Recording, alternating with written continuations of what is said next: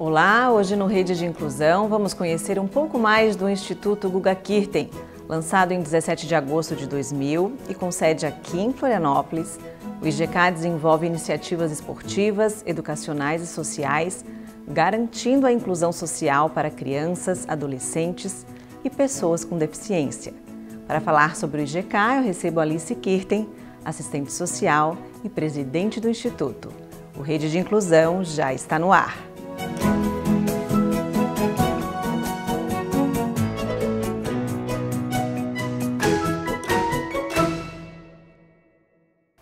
Oi Alice, obrigada pela presença aqui no Rede de Inclusão. Olá, tudo bem? Tudo Obrigada bom? pela oportunidade. Prazer enorme. A gente vai começar a falar um pouquinho sobre o IGK, o Instituto Guga Kirten, onde vocês atendem crianças, adolescentes e também crianças com algum tipo de deficiência. Isso. Né? Como é que funciona realmente o Instituto? Exatamente. Nós temos dois grandes focos, né? Que é utilizar o esporte como ferramenta educacional e a inclusão da pessoa com deficiência. Mas todos os nossos projetos, perpassa a inclusão. Sempre da pessoa com deficiência, pessoas com vulnerabilidade social, né? Enfim, o nosso grande objetivo sempre é dar oportunidade a toda essa clientela. Então, aqui na Grande Florianópolis, nós atendemos a 680 crianças e adolescentes de 7 a 15 anos, onde estão incluídos 20 pessoas com deficiência intelectual, que são pessoas que frequentam hoje a COEPAD, que é uma cooperativa de pais e alunos deficientes, e nós atendemos eles no nosso contraturno, que os outros projetos todos são um contraturno escolar. Esses 6 núcleos estão divididos na Grande Florianópolis e um deles, fazendo o 7º, em Campos Novos. A gente utiliza lugares assim ociosos durante o dia, por exemplo, clubes, o Ministério Público, a Associação do Ministério Público a gente utiliza durante o dia em Canasvieiras, a Associação Catarinense de Medicina também durante o dia, porque esses lugares não são usados durante o dia. E lá a gente atende em cada núcleo essas nossas 100 crianças, 50 de manhã e 50 à tarde. E como é que são escolhidas as crianças? Existe algum mapeamento? Como é que é feito? A gente sempre tem um projeto do lado de uma escola pública, seja estadual ou municipal. E dentro dessa escola, com os professores é que são escolhidas as nossas crianças. As que têm mais necessidade mesmo, necessidade de socialização, necessidade econômica, diversos critérios, mas a escolha efetivamente é feita pela escola. A gente opina muito pouco. E dentro do projeto a gente vai trabalhando junto com a escola para fazer esse crescimento total desse aluno. E além do esporte, tem dança, tem leitura? Isso, a gente tem, para todos eles são oferecidos, todos eles são conduzidos por 4 profissionais, assistente social, psicólogo, pedagogo e educador físico, e os seus estagiários. Porque a gente também acredita que ensinando e trabalhando com os estagiários, a gente possibilita para que eles também trabalhem depois em outros lugares e levem a nossa metodologia, que é uma metodologia toda diferenciada. Esses profissionais atendem juntos na hora do esporte, na hora da cultura, na hora da dança, na hora da música, todos interagem, é um atendimento realmente multidisciplinar. E dali resultam visitas domiciliares às famílias, atendimento aos familiares, né? Encaminhamento dos alunos, porque nós temos alunos que ficam conosco em todas as oficinas, né? Como você mencionou, dança, violão, violino, esportes, cultura, eles ficam conosco dos 7 a 15 anos. Depois a gente ainda consegue, muitas vezes, que eles recebam uma bolsa de estudo. A gente tem parcerias com a universidade e eles dali ainda vão para a universidade ou vão para o mercado de trabalho. Então a gente acaba ficando com esses alunos, né? Quando não voltam, nós temos muitos alunos nossos que foram para a universidade e hoje são estagiários e atendem a clientela. Então essa rotatividade é muito interessante e esse é o processo de inclusão que a gente faz dentro das comunidades onde eles vivem, né? E como vocês atendem crianças carentes e com deficiência e sem deficiências, né? Como é que é feita essa inclusão? É junto? Esse trabalho é todo junto? Sim, com porque crianças? eu acho que o que a gente viu, que um dos maiores ganhos no final não é da pessoa com deficiência, e sim daqueles que ajudam a pessoa com deficiência. Então, esses 20 deficientes que estão incluídos nos nossos projetos educacionais e esportivos, eles frequentam também um núcleo de crianças sem deficiência e eles também têm um atendimento à parte. Mas o que a gente almeja é que essas crianças, os outros que não são deficientes, aprendam como lidar. Porque é uma troca, né? Exatamente. Porque hoje, qual que é o maior problema que a gente encontra? É a falta de preparo de quem recebe um deficiente para o mercado de trabalho, principalmente, né? Vou dar um exemplo. Ou até do deficiente em estar habilitado para o mercado de trabalho, ou para a educação. Porque hoje os nossos adultos deficientes, eles vêm de uma época que não tinha muita acessibilidade nas escolas. Então eles não são bem preparados educacionalmente, né, escolarmente, e eles também têm dificuldades profissionais às vezes, porque não tem cursos habilitados para eles. Hoje que está se começando. Então a criança que vem da base hoje, ela já vem diferente. Espera-se que com isso a gente não tenha tanta dificuldade em colocá-la no mercado de trabalho, né, e na universidade.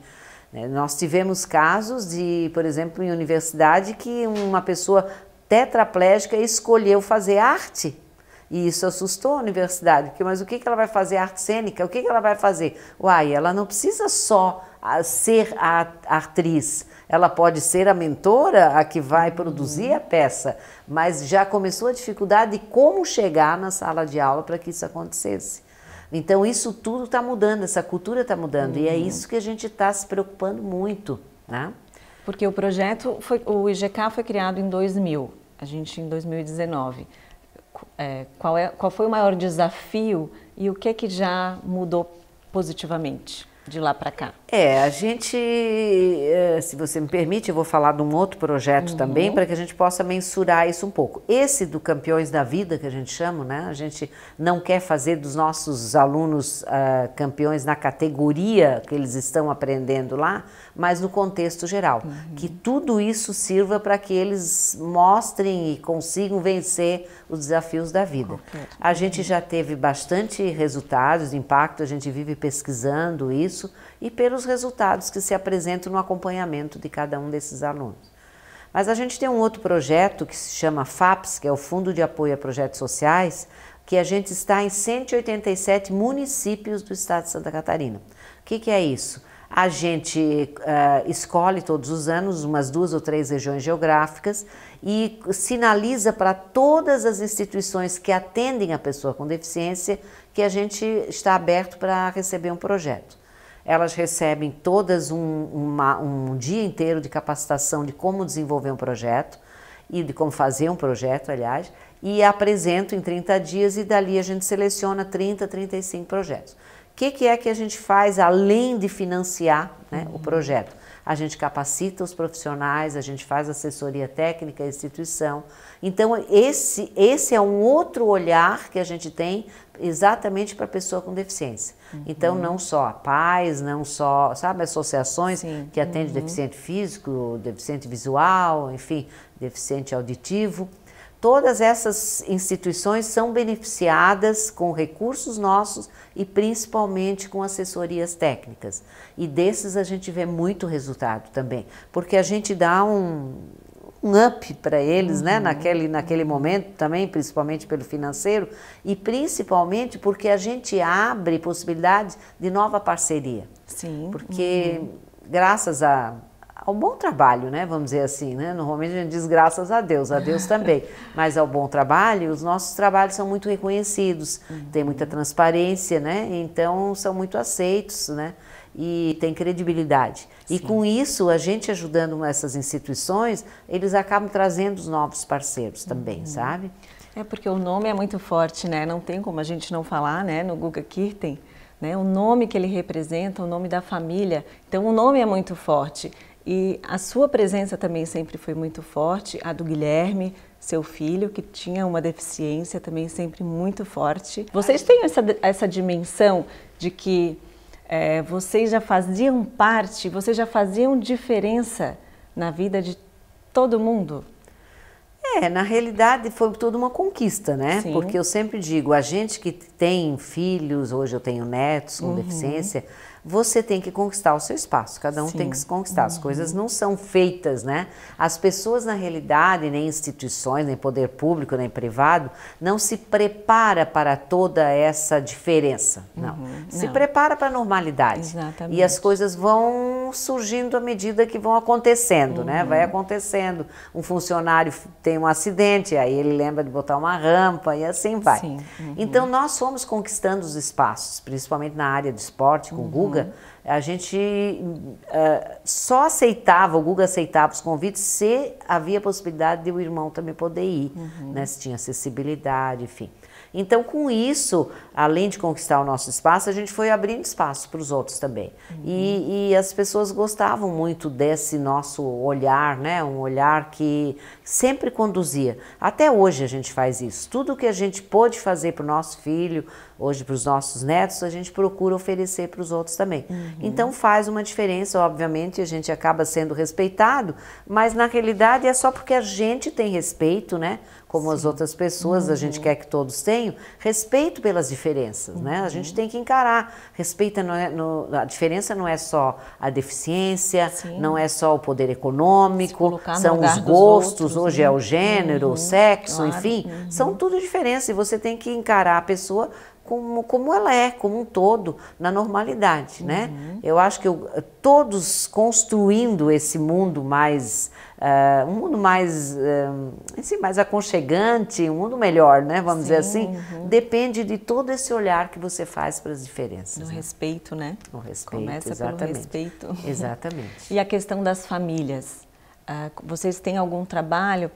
Porque às vezes a gente conversa com tanta gente aqui sobre inclusão e a aceitação, às vezes, de receber uma criança com algum tipo de deficiência ou de, não tenho como levar, então deixa a criança em casa. Como que vocês, o Instituto ou esses novos trabalhos conversam e estudam isso? A gente faz isso muito através desse outro projeto pelas instituições que atendem a pessoa com deficiência, né? Porque isso hoje já está um trabalho, embora tenha todo esse trabalho já desde a maternidade, mas as pessoas têm dificuldade, né? Porque sempre tem todo aquele processo. Quando a pessoa tem uma criança com deficiência, no caso, ela sofre todo aquele processo do luto como se fosse uma perda, né? Na realidade, você recebeu uma criança que não é aquilo que você esperava, é uma perda, né? Tem alguma coisa diferente. E aí você vai ter que trabalhar, né? São raríssimas as famílias que você não tem que fazer alguma abordagem. E normalmente alguém procura, não somos só nós, né? Todo mundo faz isso. Quem já tem uma experiência, um vai ajudando o outro. E através desse projeto, pelas instituições que atendem a pessoa com deficiência, é feito muito isso, porque aí você atende as famílias. E dentro do nosso programa esportivo aqui, educacional, você acaba atendendo a família como um todo, né? Tendo deficiência ou não tendo, a gente lida muito com familiares, né? Os familiares são muito presentes no nosso projeto. Eles são muito gratos que o filho vai. São só atendimentos 2 vezes por semana, mas o suficiente para que ele aproveite aquela oportunidade e consiga, com isso, ter escolhas melhores para a sua vida. Ótimo, então. Obrigada. Eu que agradeço. Pela presença, pelo projeto, por ser essa inspiração para a gente. Obrigada a você pela companhia. Lembrando que você pode e deve participar do Rede de Inclusão, mandando pautas e sugestões para o e-mail que está aqui na sua tela. Obrigada e até o próximo programa.